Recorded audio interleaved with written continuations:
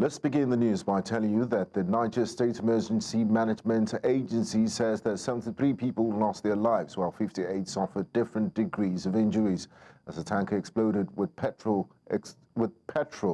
at the Diko Junction along the popular Abuja-Kaduna Expressway in Niger State. Officials of the agency say that a combined team of several response agencies were already on the ground and attribute the cause of the explosion to the transfer of PMS from one tanker to another as residents scooped petrol spilling on the ground. News Central correspondent Joshua Marai was on the ground and filed this report. It is a black Saturday for residents of Niger State, North Central Nigeria. The tanker explosion that rocked the popular Diko Junction in the Gurara area local government of the state. Like how many people have died here? For now, we have counted 73 on the ground. We have 23 in the General Hospital Suleja, injured, severely injured, badly damaged. We have 25 in Sabowuse General Hospital 2, and then we have 8 in the Diko here, the primary care here. We have 8 of them there. What went on today here is a sad day for many Nigerians, and is a black Saturday for residents of Niger State. What happened today is avoidable, because if the flatbed on top of the tanker carrying about 60,000 hydrocarbon was properly lashed, even if the tanker comes to a bad road, the driver will be able to control the movement of the tank on top of the vehicle. An eyewitness who witnessed the explosion shared his experience. So this tanker is about to go in. When he followed the one way, the road safety diverted him to follow the right way. As from there, the tanker just fell down. So they bring another vehicle to come and pack the fuel. From there, the fire just catch it. The state government has announced plans to commence funeral rites for those who lost their lives as a result of the explosion.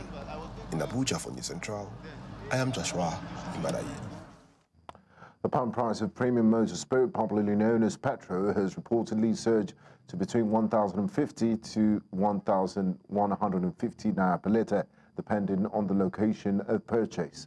This follows the recent hike in the cost of the commodity by the Dangote Petroleum Refinery and various depot owners. Dealers confirmed that petrol prices are expected to continue to rise due to the sustained increase in the cost of crude oil, the major component in fuel production. On Friday, the Dangote Petroleum Refinery announced an upward adjustment in its PMS price, raising it from 899 naira per litre to 955 naira per litre at its loading gantry.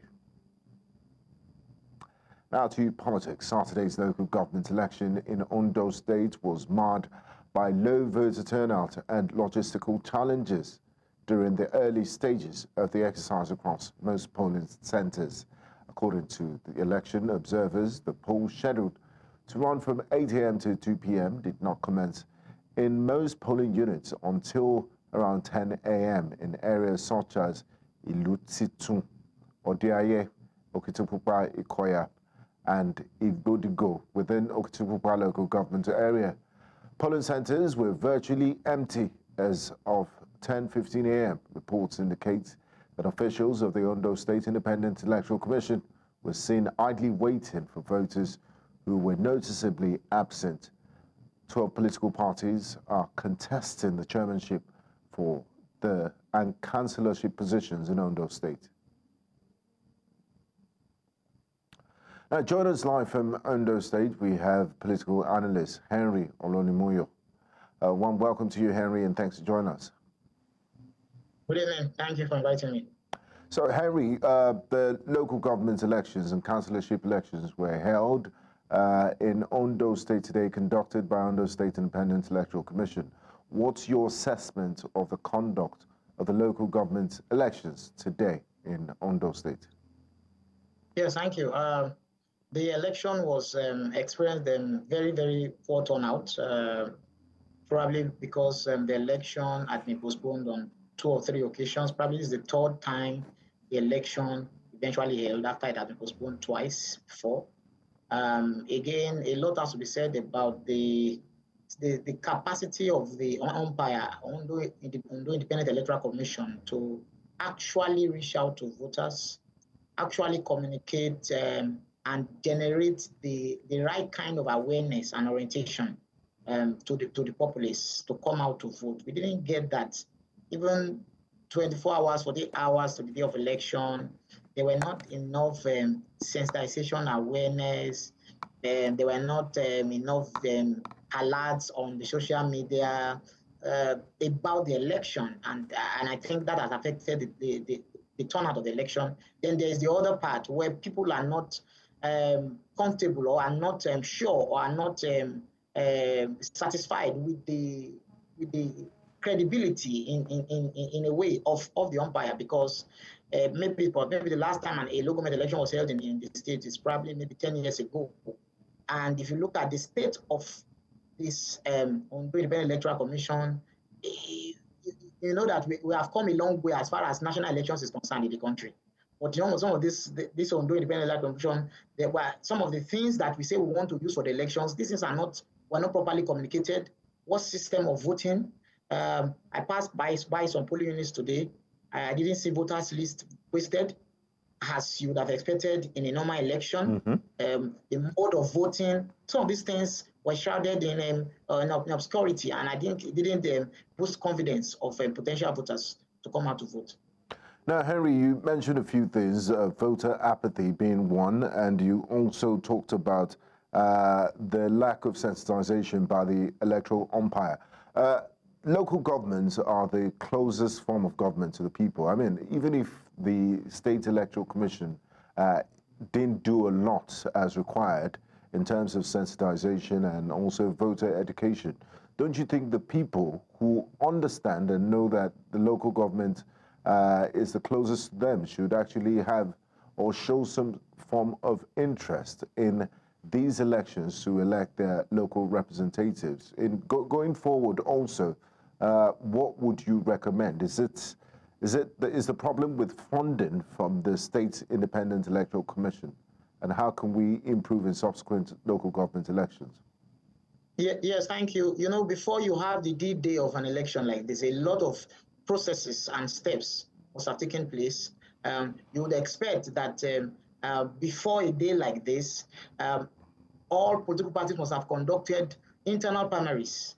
And I tell you, for most of the political parties, you didn't have very serious primaries. Even the APC, there were not recorded proper primaries that were covered. And in all of these things have a way of disturbing the confidence of average voters from voting. And then you saw the news that 48 hours before the election, PDP pulled out, one of the political parties pulled out of the race. So these are all issues that I feel that when people collate all of these concerns, it can have effect about the confidence that the people have in coming out to vote for elections like this. Again, what is the way forward? I believe that even though there are still issues with INEC's performance in elections, INEC has come a long way. If you compare the way they handle elections and the way state independent electoral commissions across the country handle elections, it's a long way.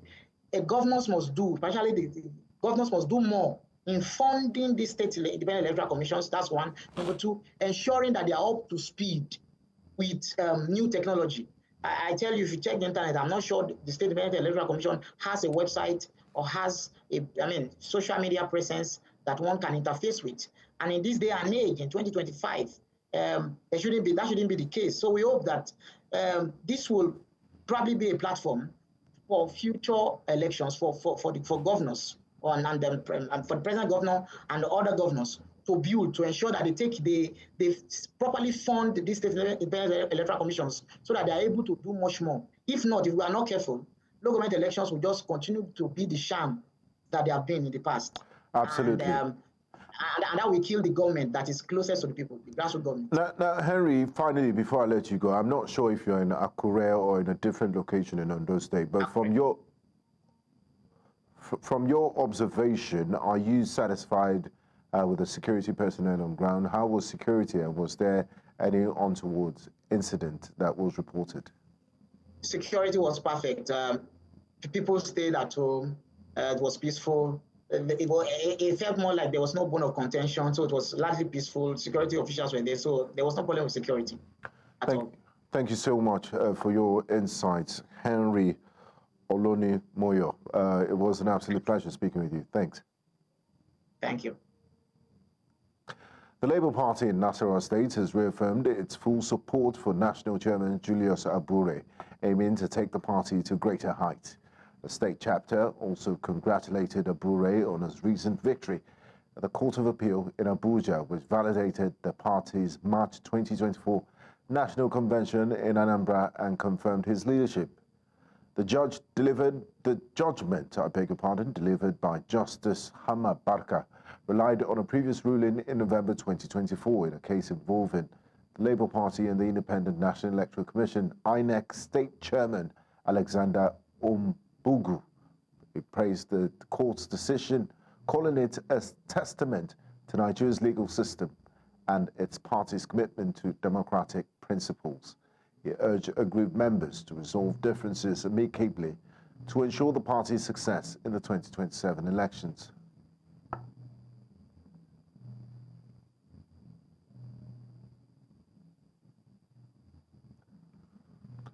Now we're going back to the story of the tanker explosion that happened earlier today in Niger State. Reports indicates that at least 73 people have died as we speak at the moment. Now, joining us to discuss this further is public affairs analyst Jide Ojo. Thank you very much for joining us, Mr. Jide Ojo. It's my pleasure. Good evening. Good evening Happy to you. weekend. Good evening to you, sir. Now, this is one too many in the past year, and if you look at the history of Nigeria in the last decade, this tragic incident that happened in Niger State today, are there any ongoing efforts to mitigate environmental hazards resulting from such avoidable explosions and fires that you know about? Well, I'm not too sure whether we are taking sufficient preventive measures because it seems like all that has been happening follows the same pattern. A truck will usually tumble, and then instead of people to move far away from it, they want to either go and scoop fuel or whatever. The Diko Junction, the one that happened earlier today, from what I gathered, a tanker driver had an issue and they wanted to move the fuel from one tanker to another, and in the process they brought a power generating set to be able to power the pumping, and it is in the course of that what happened. And quite unfortunately, we've lost scores of people, 73 or thereabout, dead, about 50 injured and in hospital. That's huge fatalities. And remember, recently we had one that happened in Duse, in Jigawa State. And it's always medicine after death, mourning and shouting and lambasting and kicking and passing the buck. But I think what we need more of is enlightenment, because things like this, particularly when you have very bad road network, you cannot 100% prevent accident from happening.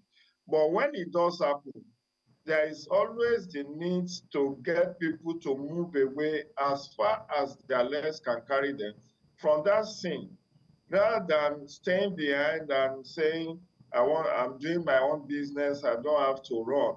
Because if the people around that accident scene realize the inflammable nature of the fuel that was being pumped from one truck to another, they will know that there could be conflagration that could consume everything in its path. And unfortunately, many of those who are caught in this crossfire are just bystanders and people who are doing businesses in their respective shops and all of that. So quite unfortunately, I guess we need to do a lot more in terms of public enlightenment on what to do when incidents like this happen. Whether it's even a stationary vehicle that has broken down, or a vehicle, a truck, articulated vehicle carrying inflammable materials. Once you see that kind of accident scene, don't wait, don't even go near. Run as fast as your leg can carry you. If you are doing business in that vicinity, leave everything. If you cannot move your business, if it's an immovable business, just run for your dear life. And this kind of conflagration could have been avoided. But unfortunately, I think many of those who are caught in this unfortunate incidents were not sufficiently enlightened about the implications of what was going to happen in the course of pumping fuel from one articulated vehicle to the other. Now, Mr. Ojo, in other climes, when this sort of thing happens, I mean, 73 human lives is quite a lot of number. You would see that a panel of inquiry would have happened, would be constituted to look into the immediate cause of this, and those found guilty will be penalized. So we have a whole litany of issues that happened today. The sector commander of the Federal Road Safety Corps said the tanker was not properly latched onto its flatbed. There are also those eyewitnesses said that road is very bad at the Diko junction. And you also have the issue of sensitization of the people. Like you rightly said in your opening statement, this is not the first time it's happening, and I'm not too sure, I'm not a doomsayer that it wouldn't happen again in the past. But if we do not take care of these issues or have a serious approach to it rather than just, reactions, a reactionary approach to it, it will happen again. So how do we prevent similar incidents from occurring in the past, in the future, learning from this? You see, I do not subscribe to setting up a panel of inquiry on something that is quite open, because it's when you don't want to take action, you set up panel of inquiry, they sit for 1 month, and then there will be white paper and all of that. This is a very clear case of negligence. As I've said, the sector commander of the Federal Safety Commission said there are lapses. The tanker was not properly latched. The road is bad. So do you need to set up a committee to investigate all of that? We all know the state of our roads. There was a time I was traveling from Abuja to Southwest, and there was this heavy traffic, so much so that the vehicle in which I was traveling was right beside an articulated vehicle. Throughout the period we spent in that traffic, I was just prayerful in my heart that something should just not happen, because if there had been a conflagration on that day, if there had been something that ignites, fire, there would have been thousands of people dead, and we would just have been made mincemeat of. We need to fix the state of our roads to make them motorable. That's number one thing we need to do. Whether it's properly latched or not, if that road network, because this has been a recurring decimal, most of the places where you have this kind of incident, even in that Niger state, it has happened more than once, twice. In the recent past, I'm not even talking of maybe 5-7 years ago. In the recent past, in the same Niger state, it happened some few months ago, just because the road network was bad. So we need to improve, particularly during this period when there is no rain. Let FEMA move in and make the road motorable, even if they cannot put asphalt on it. Let them deal with all the potholes on our roads. Then, secondly, the Road Safety Commission needs to inspect these articulated vehicles to be sure that they are motorable, they are roadworthy.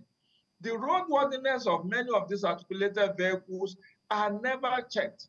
I don't know whether it's a case of corruption or negligence, because the road safety network, the Federal Road Safety Commission and the vehicle inspection officers, the VIOs and the FRSC staff were supposed to work harmoniously to make sure that any vehicle that is found not to be roadworthy are impounded. If they have done their due diligence to be sure that this vehicle that is traveling on this road is not properly latched, or that something is wrong. Maybe one of the tires some of the tires are bad, because when you have these articulated vehicles with 16 tires, sometimes the owner of the vehicle will just gloss over one or two bad tires, believing that after all, these remaining 14 can carry it. And it is the work of the vehicle inspection officers and the work of Federal Road Safety Commission to inspect vehicles. So number two, we need to do something about vehicle inspection.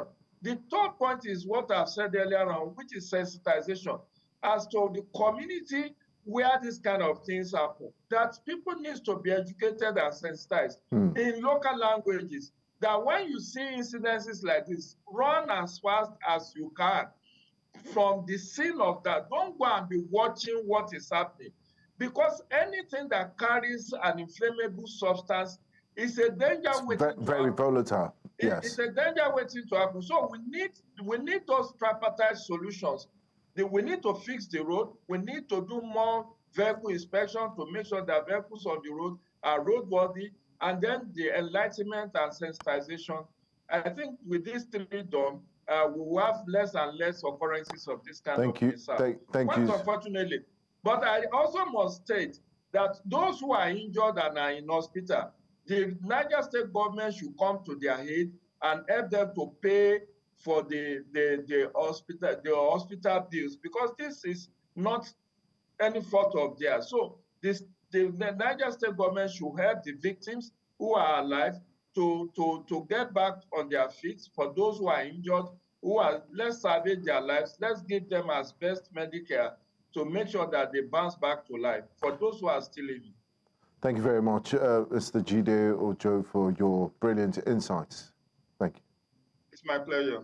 You're watching News Central now. We'll go on a quick break. When we return, we'll bring you more stories from across the country and the continent. Do stay with us. You're welcome back. The Academic Staff Union of University Saraba State University chapter, which called off a strike, which began on December the 5th, 2024. In a statement released on Saturday in Jalingo and signed by the union's chairperson, Dr. Garba Joshua, the strike was attributed to the state government's partial implementation of agreements concerning university funding, payment of earned academic allowances, and minimum wage adjustments. Joshua thanked Governor Abu Kaifas for his leadership and intervention in resolving the issues, as well as the Ministry of Tertiary Education and the public for their support. The state government pledged to address the union's concerns, committing to disburse 10% of the earned academic allowance arrears, with payments set to commence in February 2025. Meanwhile, the university's second semester examinations are scheduled to resume in the coming days.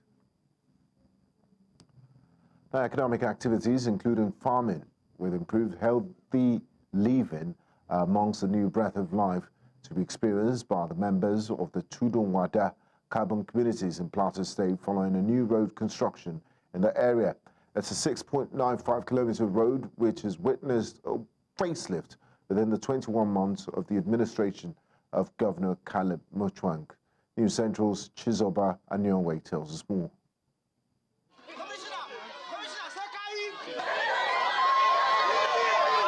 Residents of Tudunwada and Carbon communities cannot contain their joy at the road construction work in recent times within their communities, noting the challenges they had faced in the past. Honestly speaking, for the past 4 years that I live here, when I cough, it's just dust that I normally used to bring it out. Our machine, they spoil for this road. You go buy machine, before 1 year, go don't spoil. How we go do? How we go manage with your family? Kai, I suffer, no be small. My children, they don't feel come outside because of dust. My house, before I will sleep, I will carry a bedsheet, remove the dust before I will sleep. Kai, I suffer, I cry. If there is rainy season, you can't climb the bike, because when you climb the bike, you fall with the bike. You injure yourself, you end up in the hospital. It is a 6.95-kilometer road that has been left fallow. Government administrations have come and gone, but this time around, these community people are gladdened for this new phase of life. I sleep on top of the titi yesterday. I turn. Kai, I feel like I'm in heaven. I thank Mulufa very, very much. We dey pray so God go help Caleb Mufan with the people, with the community. All this community we dey pray for Caleb Mufan. Thank God to this governor. He has remembered us. Indeed, he's a man of his word. He promised to visit this carbon community, and he has done it. Authorities in Plateau State say members of this community should expect more basic amenities. Those houses that we need to shift, they need to understand that the little we have for the compensation, they will not get all now because not all is released. So, but they have to give way so that this road will continue.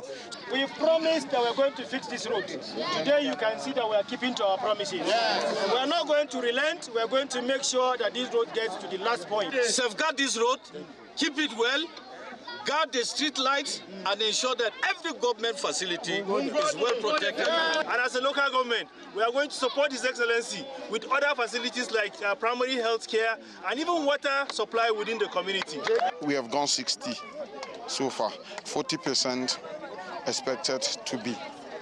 Because this was a too tedious terrain which we have overcome now. Here is just compensation, demolition, and alignment. We forge ahead. It is expected that this road rehabilitation project, when completed, will pave the way for smooth transportation, reduce the risk of accidents, and promote economic growth, among others. In Jos, Plateau State, for News Central, I am Chizoba Anyowi. A young Marjorie boy from Borno State, Suleiman Adam, known as Abba Kaka, has turned his life around with a simple display of his creative talent after developing a detailed artistic replica of the recently inaugurated overhead bridge. His work went viral thanks to a report by News Central. This remarkable story has led to life-changing opportunities for the young, talented African boy. News Central's Umaru Kirawa, who has been following up with the boys' initiative, completes the report. Exactly 6 days after the report of the young African talent, Abba Kaka Adam, the Borno State government has stepped in. The Zulum administration has always prioritized the education of the less privileged child. You could clearly see that this is a child with a very high IQ, extremely intelligent boy. So I have decided that as part of the component of innovation in our ministry where we harness talents, I am going to enroll him back in a regular school so that he will have a proper education background so that eventually we could have an architect in him. I have spoken to the commandant of the command school here in Maiduguri to enroll him on state scholarship. So he's going to be sponsored free and would follow up. As he spends the first 3 years, we will enroll him into a proper technical school where he would realize his dream of being an architect. We moved to Command Science Secondary School, Auno, where the young Abba Kaka was admitted on a full scholarship, supported with books, uniforms, sandals, mattress, among others, to ensure he receives a quality education. In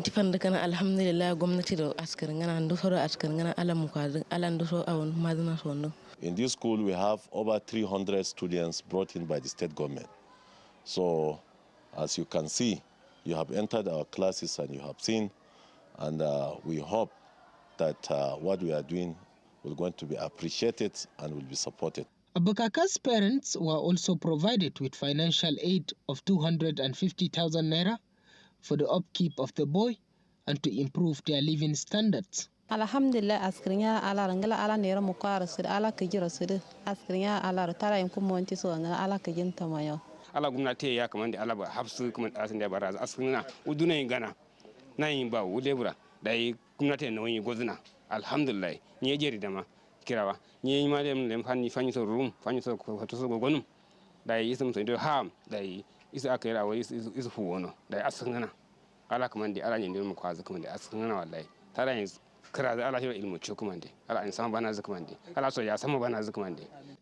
These are some of the drawings made by Abba Kaka during his leisure time. Umaru Kirawa has helped us by making sure that he connects the family of this boy and the Honorable Commissioner. And we're very, very impressed that in less than 24 hours of the entire thing, this child is now enrolled in school. And he's not only enrolled in school, but one of the best schools that we have in the Northeast, because we have seen how productive and how progressive-minded the students of this school are. Some of us have 1 or 2 relatives coming to this school, and we have seen how progressive these kids are and how different they are from their other peers that are outside there. The Borno State government has pledged to continue to support talented individuals as part of recovery effort for the state after years of Boko Haram insurgency. Governor Zulum has set aside over 10 billion naira this year for scholarships just for these purposes. And it is our intention to build our citizenry so that we become a hub for innovation and skilled workers in future. Abakaka's story is a powerful reminder of the transformative impact of creativity and the need to empower more children from underprivileged communities. In Maiduguri for News Central, Umaru Kirawa. In a grand celebration of cultural heritage and societal commitment, prominent figures and dignitaries gathered in Lagos to celebrate the 7th installation anniversary of the Ààrẹ Ọ̀nà Kakanfò of Yoruba land, Iba Gani Adams. News Central's Chidinma Ona was there and reports. The event, marking 7 years of Iba Adams' leadership, highlights the enduring significance of his office in modern times. Esteemed guests reflect on the evolving role of the Ààrẹ. The essence of being an Ààrẹ is to bring peace and security to the people of Yoruba land. And he's been doing that very well in the last 7 years. I wish him more years on the throne as the Ààrẹ Ọ̀nà Kakanfò. I'd like to seize this opportunity to congratulate Ààrẹ Ọ̀nà Kakanfò, and I wish him all the best and in all his endeavor, and may his time be peaceful and bring harmony into Yoruba land. Since he became the Ààrẹ Ọ̀nà Kakanfò, he has changed so many lives in the Yoruba race, which I appreciate. He's a man that has a pure heart for all Yorubas, and I pray that all the Yorubas carry him along, and we will do more of this in many years to come. Leaders of the Indigbos in Lagos in attendance shared their perspectives on the efforts of the Yoruba leader in merging both tribes. We are happy for the peaceful reign so far and for the cordiality between him and Igbos in Lagos in particular and in Nigeria in general. He has improved our relationship between the Yoruba and the Igbo. Anything against the Igbos, Iba Gani Adams will never support it. He will neither not support us to do bad against the Yorubas. In his address, Iba Adams emphasized the dual purpose of the celebration to uphold the sanctity of his office. Ẹgbẹ́ tó bá mọ̀ pé òun ṣe ìdajì nǹkan tí Olókun Festival Foundation bá ṣe kó jáde nílẹ̀ Yorùbá. Lórí pé ká gbé culture Yorùbá lárugẹ, tí Yorùbá ti fọwọ́ tì dànù, tí Yorùbá ti gbà, tí Yorùbá ò gbà tán ọ̀rọ̀ tí mọ́. Tẹ́gbẹ́ tó bá lo lẹ̀kẹ̀ ní early 90s wọ́n ní aláwo ni ẹ́. Tó bá dé fìlà abetí ajá tó bá ń lọ tẹ́lẹ̀ ní early 90s wọ́n ní occultist ni. Ṣùgbọ́n Olókun Festival Foundation òun lọ́lọ́run lò tó wá yí gbogbo kìíní ìpadà. As the event concluded, the collective sentiment was one of pride and hope for what is to come. In Lagos, reporting for News Central, I am Chidinma Ona. Thousands gathered in northern Liberia on Saturday to pay their final respects to former warlord turned politician Prince Yomi Johnson, who passed away without facing trial for his wartime actions. Johnson, a notorious figure during Liberia's brutal civil wars, gained infamy in 1990 when a video showed him present during the torture and murder of then-President Samuel Doe. Civil wars, which lasted from 1989 to 2003, and claimed an estimated 250,000 lives were marked by horrific atrocities, including massacres, mutilations, and the widespread use of child soldiers. The 2009 Truth and Reconciliation Commission report identified Johnson as one of the conflict's most violent perpetrators. Despite his controversial past, Johnson transitioned into politics, becoming an influential senator and playing a pivotal role in Liberia's last 3 presidential elections. Tunisians have rallied in the capital Tunis, demanding the release of opposition leader Abir Moussi, head of the Free Historian Party. Moussi was arrested on October 3, 2023, outside the Carthage Palace while attempting to deliver a legal request to the Presidential Registry Office. Protester Tamir Saad condemned her detention, stating that it was not worthy of a country that claims to be democratic. Moussi was charged with making statements that allegedly undermined the integrity of the independent high authority of elections, following a criticism of the election process, which was ultimately not held. Saad and other protesters argue that Moussi's arrest reflects a broader failure to uphold democratic values in Tunisia. Vous savez, elle est en prison. L'état physique ne peut pas être un état physique normal pour quelqu'un qui est en prison. Quelqu'un qui ne se nourrit pas bien, quelqu'un qui ne dort pas bien, quelqu'un qui a toutes des difficultés parce qu'elle a des difficultés à l'épaule et au dos. Donc tout cela nous dérange beaucoup, nous inquiète même. الكل يعرف أنه السجون التونسية أصبحت تمتلئ بضحايا المرسوم 54 من صحفيين وإعلاميين وسياسيين وشباب ومدونين.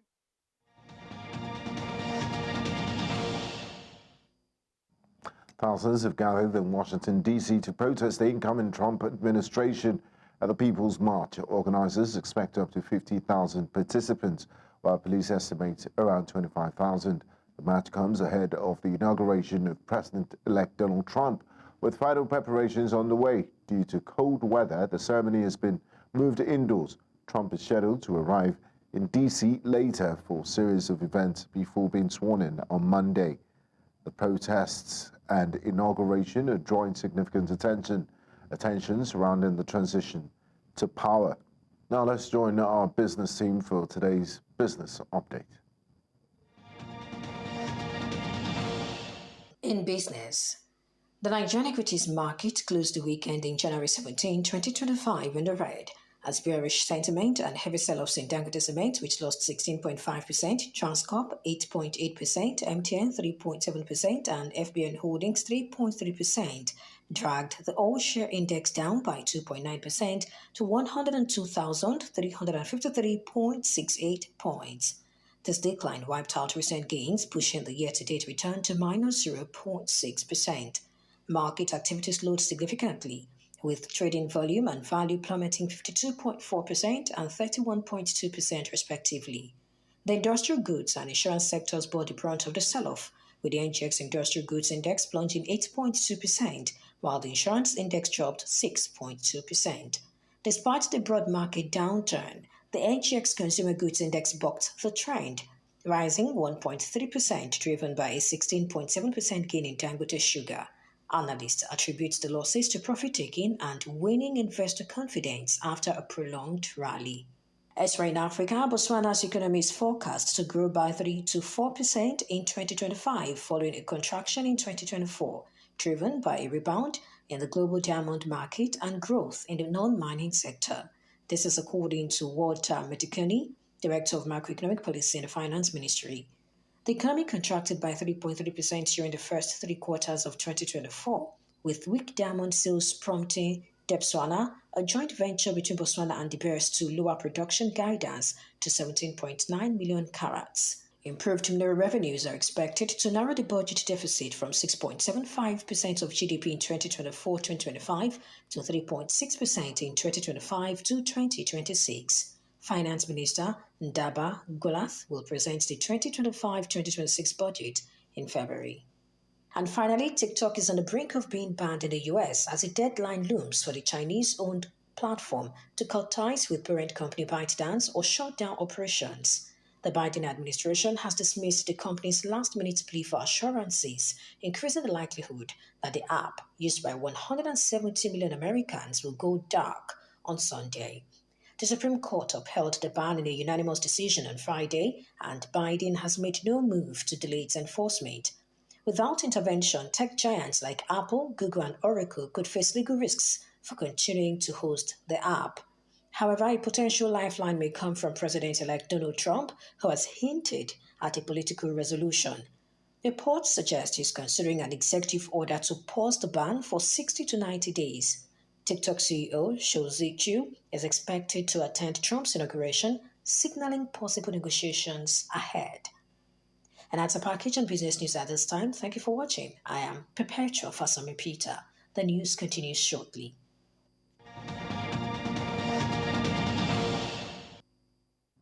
Now up next is sports. The Nigeria Football Federation has initiated a collaboration with the mini football team aimed at creating a strategic partnership that is expected to benefit both entities. This initiative is part of the NFF's broader commitment to enhance football development and governance in Nigeria. During a meeting between the NFF and representatives from the mini football team in Abuja, NFF General Secretary Mohammed Sanusi highlighted the importance of maintaining professionalism within the federation and emphasized the necessity for the NFF's operations to align with the regulations established by the Confederation of African Football and FIFA. This partnership between the NFF and the mini football team represents a pivotal move towards enhancing football governance and development in the country. Justin Kluivert's stunning hat-trick snapped Newcastle's winning streak in style as Bournemouth stormed into the Premier League's top six with a 4-1 win at St James's Park on Saturday. The Magpies were looking to set a club record with a 10th consecutive victory in all competitions, but were thoroughly outplayed by the Cherries, who are themselves now on an 11-game unbeaten streak. Kluivert, son of former Newcastle striker Patrick Kluivert, was the star of the show, who scored a hat-trick before Milos Kerkez fired in a fourth in stoppage time. The defeat leaves Newcastle still in fourth position, but now just 1 point clear of Bournemouth in the race for a place in next season's Champions League. Alexander Isak's hopes of matching the Premier League record-scoring streak also came to an end on a humbling afternoon for the Magpies. Darwin Núñez scored a dramatic late brace to secure Liverpool a 2-0 win at Brentford, extending their lead at the Premier League table. The substitute broke the deadlock in the 91st minute, finishing a low cross from Trent Alexander-Arnold. Just 2 minutes later, Núñez added a second goal, capitalizing on the counter-attack as Brentford's defence faltered. Despite dominating possession, Liverpool had struggled to find the net earlier, with Dominic Szoboszlai's shot hitting the bar and Luis Diaz missing the header. Liverpool's victory increases the gap over second-place Arsenal, while Brentford remain 11th. In cricket, the South Africa Under-19 women's team began their ICC Under-19 Women's T20 World Cup campaign with a 22-run victory over New Zealand Under-19 women in a rain-affected match. The game was reduced to 11 overs per side following a delayed start due to wet conditions. New Zealand won the toss and elected to field, but South Africa made the most of their time at the crease, posting 91 runs despite losing 7 wickets. Ian Lambert was the stand-up bowler for New Zealand, claiming 3 wickets for just 6 runs in her 2 overs, but South Africa's Gemma Botha was named the player of the match for her contribution of 32 runs off 24 balls. South Africa earned 2 crucial points with the win. And that's a wrap on Sport Update. I am Udoka Njoko.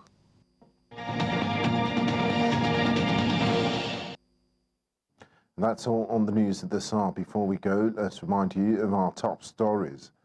At least 73 people have been burnt to death, several injured in Niger tanker explosion. Voter apathy, late arrival of materials have marred Ondo local government election. We also told you that Tunisians have protested and demanded the release of activist Abir Moussi. You can watch News Central live on DSTV channel 422, StarTimes channel 274, AVO TV and YouTube. Many thanks for watching. I am Benga Aburoa.